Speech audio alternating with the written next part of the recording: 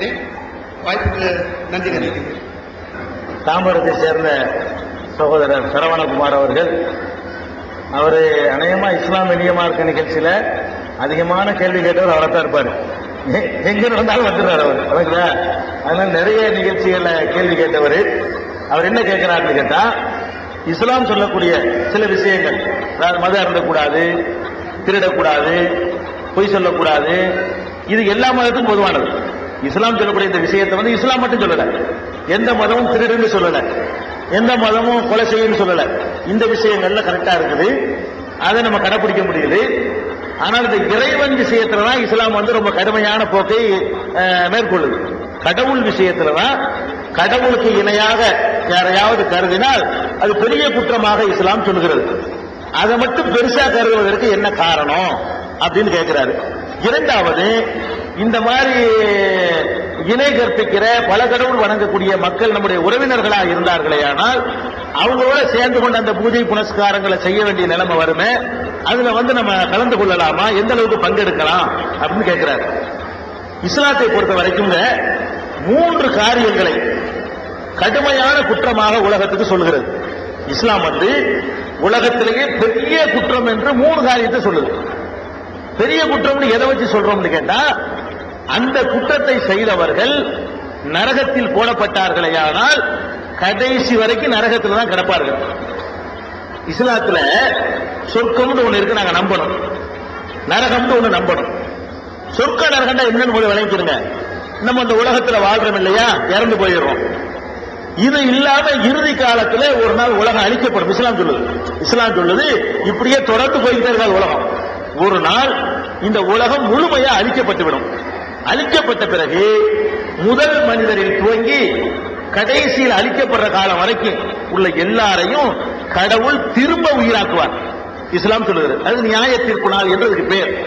திரும்ப கடவுள் வந்து உயிராக, இது கஷ்டம் கிடையாது. முதல்ல படைக்கிறது தான் கஷ்டம் எப்பவுமே, ரெண்டாவது படைக்கிறது எப்பவுமே கஷ்டம் கிடையாது. இதை முதல் செஞ்சு ரொம்ப சிரமப்பட்டிருப்பாங்க, இதை செஞ்சு பார்த்துட்டு கஷ்டம் இல்லாம செஞ்சிருவாங்க. அப்ப இறைவன் நம்மளை ஏற்கனவே ஆல்ரெடி படைச்சுட்டான். ரெண்டாவது நம்மளை படைக்கிறது என்பது அவனுக்கு ரொம்ப லேசு. இறைவன் 2ஆம் முறையாக நம்ம எல்லாம் எழுப்புவான்.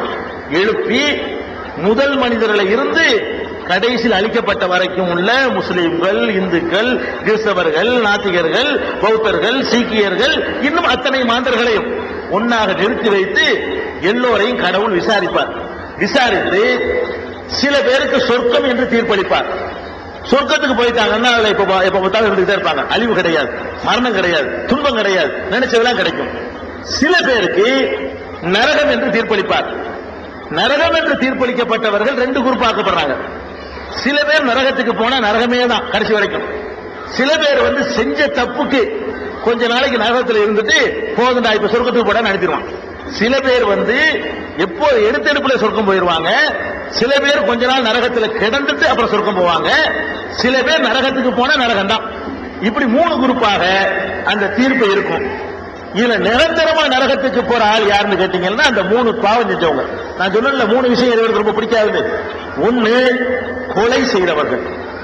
யார் ஒருத்தன் யாரையாவது அநியாயமா கொலை செஞ்சான்னு சொன்னா நியாயமா கொலை செய்யலாம். இப்ப நான் போயிட்டு இருக்கிறேன், எனக்கு கத்தி குத்த வர்றான், நான் திருப்பி அட்டாக் பண்ணலாம், என்னை காலி பண்ணிடுவான்னா அது ஒவ்வொருத்தரும் தன்னை காத்துக் கொள்வதற்கான உரிமை இருக்கிறது. ஒரு பெண்ணு போயிட்டு இருக்கிறா, அவளை கற்பழிக்க வர்றான், ஏதாவது பண்ணி அவனை காலி பண்ணல, நம்மளை கற்பழிச்சிருவான்னு தெரிஞ்சு அவன் கொலை பண்ணான்னு சொன்னா இந்தியாவுடைய சட்டத்திலையும் குற்றம் கிடையாது, உலக சட்டத்திலையும் குற்றம் கிடையாது, இறைவன்றையும் குற்றம் கிடையாது. அது நியாயமான கொலைங்கிறது. அப்படி இல்லாம ஒருவனை கொலை செய்தோம் என்று சொன்னால் அந்த கொலை செய்வதற்காக ஒருவன் நரகத்துக்கு போனால் நரகம்தான், கடைசி வரைக்கும் நரகம்தான், நிரந்தரமா நரகம்தான், சொர்க்கத்துக்கு வர முடியாது. பெரிய பாவம்.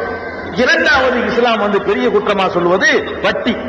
வட்டி ஒருவர் வாங்கி விட்டார்னு சொன்னா வட்டியின் மூலம் சாப்பிட்டவர் வந்து நரகத்துக்கு போனால் அது நரகமே தான்.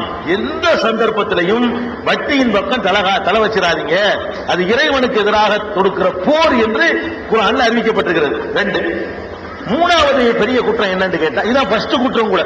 என்ன குற்றம் கேட்டா, இந்த உலகத்தை படைச்சு பராமரித்து உணவளித்து காத்து கொண்டிருக்கிற ஒரு சூப்பர் பவர் இருக்கிறான்.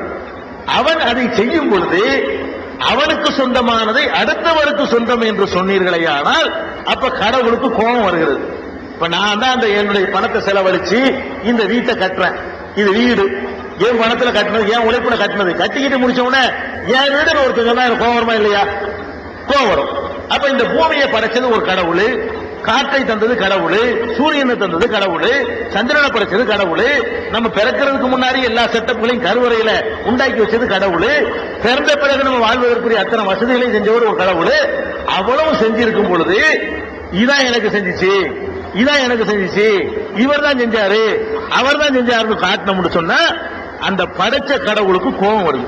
என்னடா இது அநியாயமா இருக்குது, நான் உனக்கு சோறு தர்றேன், அவன் தர்றான்னு சொல்ற. அப்ப இதை விட கடவுள் கௌரவம் பார்க்கிறவன். கடவுள் தன்னுடைய கௌரவத்தை நம்மள மாதிரி மனிதர்கள்ட்ட விட்டு தர மாட்டான். அவன் எல்லாத்துக்கும் சூப்பர் பவர். அவ்வளவு வேண்டியது இல்லைங்க. ஒரு கணவன் இருக்கிறான், ஒரு மனைவி இருக்கிறாங்க, தம்பதி இருக்கிறாங்க. மனைவி கணவனுக்கு செய்யற அந்த கடமைகளை, கணவனுக்கு கொடுக்க வேண்டிய அந்த இன்பங்களை அடுத்தவனுக்கு கொடுத்தால் அந்த கணவன் ஒதுக்குருவானா? கணவனுக்கு மனைவியின் மீது இருக்கிற உரிமையை விட கடவுளுக்கு மனுஷன் உரிமை கூட இருக்கு. ஏன்னா மனைவியை நம்ம படைக்கல, நம்ம உண்டாக்கல, நம்ம தயாரிக்கல. யாருக்கோ பிறந்த ஒருத்தைய சோறு கொடுக்கிறோம் ஒரு அக்ரிமெண்ட் பண்ணி கொண்டு வந்துட்டோம். அதனாலே நம்ம என்ன எதிர்பார்க்கிறோம், நம்முடைய மனைவியா இருக்கக்கூடியவள் நமக்குத்தான் மனைவியா இருக்கணும் அப்படின்னு நினைக்கிறோம். கடவுள் நினைக்கிறான், என்னால் படைக்கப்பட்ட ஒருத்தன் எனக்கு மட்டும் அடிமையா இருக்கணும். நான் உன்னைய படைச்சிருக்கும் பொழுது இன்னொரு படைக்கப்பட்டவனுக்கு அடிமைன்னு சொன்னீங்கன்னா நான் ஒத்துக்கிற முடியாது. நீ யாருக்கு அடிமைன்னு சொன்னாலும் சரி, அவரும் அடிமைதான். அப்ப உலகத்தில் உள்ள எல்லாரும் எனக்கு அடிமையா இருக்கும் பொழுது நீ அந்த அந்தஸ்தை யாருக்கும் கொடுக்காதே அப்படின்னு சொல்லி கடவுள் கோவப்பட்டு இப்படி செய்தவர்களுக்கெல்லாம் நிரந்தர நரகம்னு சொல்றாரு. அப்ப காரணம் என்னடா ஐயா கேட்டார் சரவணகுமார். காரணம் இதுதான், அவனுடைய தண்ணி, அவனுடைய காற்று, அவனுடைய பூமி, அவனுடைய உணவு, அவனுடைய தானியம், அதையெல்லாம் நம்ம பயன்படுத்தி கொண்டு அவனுடைய வெளிச்சத்தை நம்ம அனுபவித்துக் கொண்டு நம்ம என்ன பண்றோம், அதனுடைய நன்றியை வேற ஆளுக்கு செலுத்தும் பொழுது அவனுக்கு கடும் கோபம் வருகிறது. அது ஒரு காரணம். இரண்டாவது ஐயா அதை தொடர்ந்து என்ன கேட்கிறாருன்னு கேட்டா, நாங்க இறைவனை மட்டும்தான் வழிபடணும்னு நான் நினைக்கிறேன். அவர் சொல்றார், ஒரு கடவுளை வழிபடுறேன், ஆனா என் தாய் தகப்பனார் பல கடவுளை வழிபடுறவங்களா இருக்கிறாங்க. என்னுடைய பிரதர் ஸ்ரீமத்த சொந்தக்காரங்கள்லாம் வேற மாதிரி இருக்கிறாங்க. அப்ப அவர்களை மகிழ்விப்பதற்காக வேண்டி அது மாதிரியான பங்கன்ல நானும் கலந்து கொள்ளலாமா, நானும் கூடமான, நான் வழிபடாவிட்டாலும் கூடமான சேர்ந்துக்கலாமான்னு கேட்கிறாரு. இதுக்கு திருமறை குர்ஆன்ல தெளிவான பதில் இருக்கிறது. உன்னுடைய பெற்றோர்கள் அலா அன் துஷ்ரிக பி மா லைஸ லக பிஹி இல்முன், குர்ஆன் வசனம் இது. இதுக்கு என்ன அர்த்தம்னு கேட்டா, எனக்கு இணை கற்பிக்குமாறு உன்னுடைய தாயோ தந்தையோ உன்னை வற்புறுத்துவார்களேயானால் அதற்கு கட்டுப்படாதே. கடவுளாகிய எனக்கு ஈக்குவலா கருதுமாறு, சிலையை ஈக்குவலா கருதுமாறு, மகான்களை ஈக்குவலா கருதுமாறு, கொடிமரங்களை ஈக்குவலா கருதுமாறு உனக்கு கட்டளையிடுவார்களேயானால் உன் தாய் தந்தையருக்கு நீ கட்டுப்படாதே. அதே நேரத்தில் சாஹிபுஹுமா ஃபித் துன்யா மஅரூஃபா, இந்த உலகத்தில் அவர்களுக்கு செய்கிற கடமைகள்ல நல்ல முறையில் நடந்து கொள். அவர்களுக்கு உணவு கொடு, அவர்களுக்கு உடை கொடு, அவருடைய சந்தோஷத்தை பங்கெடுத்துக்க, அவங்களை மகிழ்விப்பதற்காக வேண்டி அவங்களுடைய சந்தோஷமான நாட்கள்ல கூட போய் சேர்ந்துக்கலாம். ஆனால் அந்த வழிபாடு இறைவனை தவிர யாருக்கும் வழிபற்றக்கூடாது. அந்த வழிபாடு நடத்துறதுக்கு பாருங்க, அந்த கடவுள் நிலையில கொண்டு போய் தாய் சொன்னாலும் தகப்பன் சொன்னாலும் எல்லா இடத்துல யாரையும் வச்சிடக்கூடாது. ஒரு சூப்பர் பவர் இடத்துல யாரையும் வைக்கக்கூடாது என்பதுதான் திருக்குர்ஆனுடைய தெளிவான தீர்ப்பு.